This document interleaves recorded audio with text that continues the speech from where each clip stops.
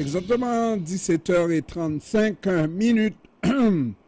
Nous avons avec nous le maire de Vaudreuil et d'Orion, Guy Pilon. Bon après-midi, monsieur le maire. Bon après-midi, bon après-midi. Ça va bien, monsieur le maire? Ça va très bien. Ben, à part le pont de l'auto, ça va très bien. Mais comment se fait-il qu'on vous ait proposé ça? C'est à cause, je ne sais pas là, quelle est la raison qui explique qu'ils vous mettent dans tous vos états en disant que c'est aberrant pour le transport collectif construire un pont comme ça là. Pourquoi ils ont fait ça?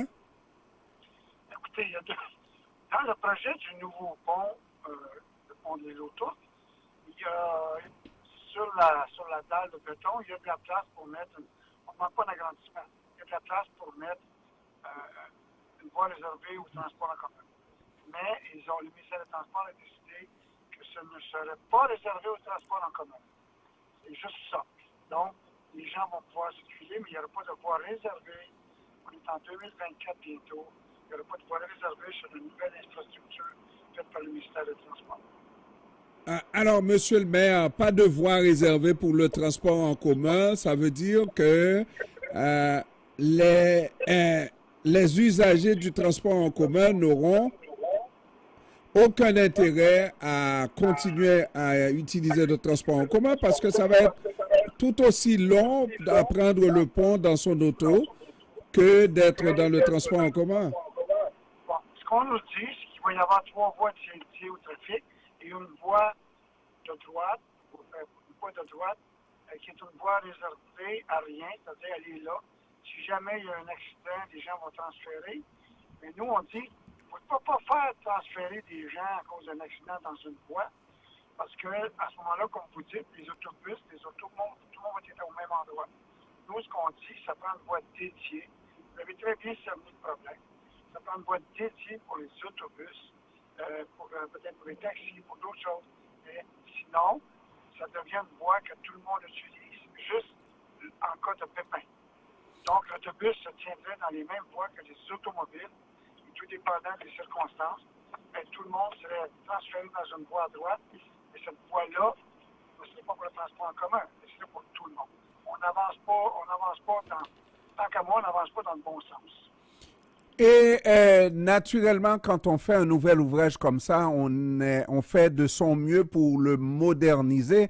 Est-ce qu'il y a une modernité à apporter à ce pont-là, là, le pont de l'île aux Tourtes, dans le projet qui est présenté?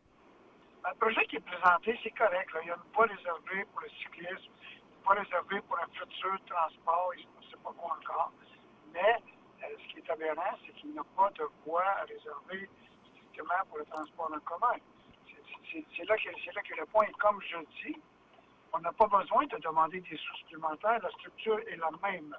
Il s'agit juste de prendre cette voie-là qui est à droite et qui va être dédiée à je ne sais pas quoi, là, au padlock, au malchance, et de la dédier uniquement au transport en commun. C'est ça que je demande depuis le début. Ça prend une voie dédiée. Et pour faire en sorte qu'on soit en 2024 avec nos infrastructures. Et malheureusement, l'autre pont est arrivé à sa fin de vie. Il n'est pas question de l'utiliser, ben pas du tout là. Non, il n'est pas question. Le nouveau pont, ça se fait en 2 phases. Je vais dire ça comme ça. On bâtit 2 ponts. Ben, ils bâtissent 2 ponts. C'est-à-dire, au lieu d'en faire juste un très, très large, ils en font 2 moins larges, si on veut, pour avoir 2 structures différentes. Et c'est correct comme ça. Donc, il y aura de la place en masse pour faire ce qu'ils ont à faire. Les nouveaux ponts vont être larges, vont être bien placés. Ça va être une belle assise. Il n'y a pas de problème. Mais ça n'avancera pas plus, comme je vous dis. On est en 2024 bientôt. De ne pas prévoir une voie dédiée au transport en commun, alors qu'on va pouvoir rabattre juste de l'autre côté à Sainte-Anne-de-Bellevue. On a le REM qui s'en vient l'année prochaine. Commencer le REM à Sainte-Anne-de-Bellevue. Et nous, au lieu de rabattre à Côte-Vertu, présentement, ce qu'on fait, on veut rabattre le plus facilement possible à Sainte-Anne-de-Bellevue éventuellement. Donc, je ne pense pas, en tout cas, toute logique, là, quand on regarde ça, c'est sûr que ça n'aidera pas. Alors, quand c'est Québec qui dépense, la municipalité doit se taire et accepter tout, ou alors est-ce qu'il peut y avoir une forme de négociation? Exemple, lorsqu'on a commencé par mettre sous forme de plan le projet de construction de ce nouveau pont de l'île aux Tourtes, est-ce que la municipalité a été consultée? Dès le début, une fois qu'on s'est assis, puis ils nous ont montré les plans, on leur a dit qu'il manquait quelque chose. Il manquait un espace dédié au transport en commun. Ça, ils le savent depuis le début. Comme je vous dis, ça ne change rien dans les plans. C'est la même largeur. Ils n'ont qu'à décider que la voie de droite est dédiée. Mais ils le savent. Et j'ai fait maintes interventions depuis plus d'1 an maintenant. Maintes interventions pour dire que ça n'a pas d'allure ce que vous proposez. Mais vous avez aussi raison là. Ça, c'est leur structure. C'est leur infrastructure, c'est eux autres qui payent pour. Donc, on peut suggérer, on peut contester, on peut se battre un peu, mais à la fin, c'est le ministère des Transports qui décide. Mais j'ai l'impression que vous allez vous faire appeler un maire qui n'est pas gentil. Vous allez avoir recevoir moins de considération de la part de Québec parce que vous claironnez la chose sur tous les toits. Et lorsqu'on parle de modernité, dans quelle que soit l'infrastructure nouvelle qu'on amène, ben, il faut penser au transport en commun, non?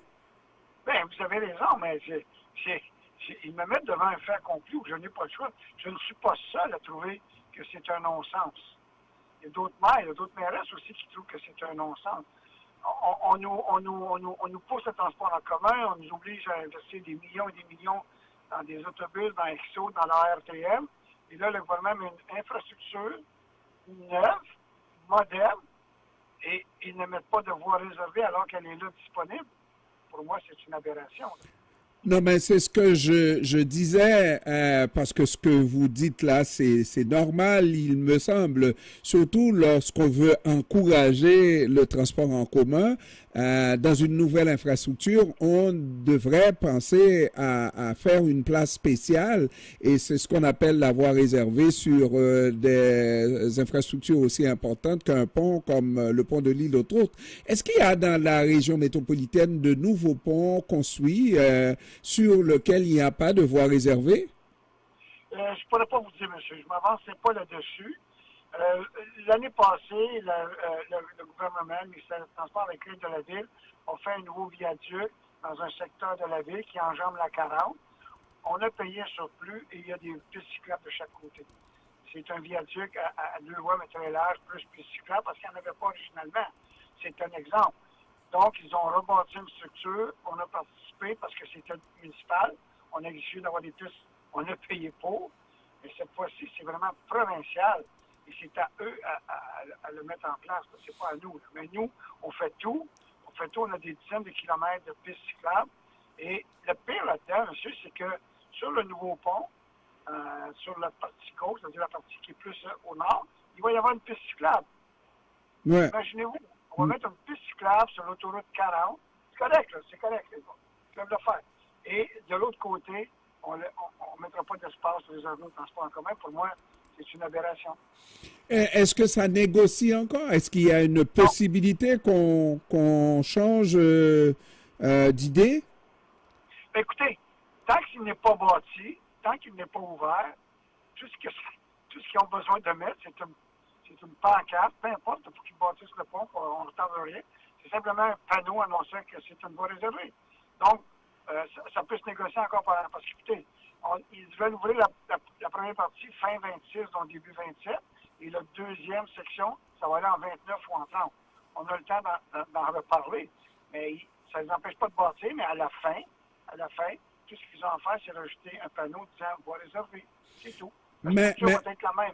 Mais moi, je vois éventuellement une incidence parce que dans les prochaines années, oui, probablement, si on suit la tendance, on va devoir abandonner la voiture le plus possible pour prendre le transport en commun. Mais encore faut-il que le transport en commun soit accessible et nous amène d'un point à un autre dans le temps qu'on utiliserait une voiture pour une voiture, n'est-ce pas? Et donc, votre municipalité peut être, je parle de Vaudreuil-Dorion, peut être pénalisée à cause de ça parce que le transport en commun n'est pas facilité de par la construction de ce pont sur lequel il n'y aura pas cette voie réservée pour les transports en commun. Vous avez raison, monsieur, vous devriez vous présenter et je vous appuierai au poste de ministre des Transports. Vous voyez, vous êtes beaucoup plus proche que moi-même. Monsieur Guy Pilon, maire de Vaudreuil-Dorion, je vous remercie, monsieur, d'avoir pris du temps de nous parler cet après-midi et je vous souhaite de passer de bonnes fêtes, de belles fêtes de Noël et de jour de l'an. Je vous remercie, monsieur. C'est la même chose pour vous et vos auditeurs. Donc, bonne année, bonne fête et surtout, soyez prudents. Merci. Merci. Au revoir.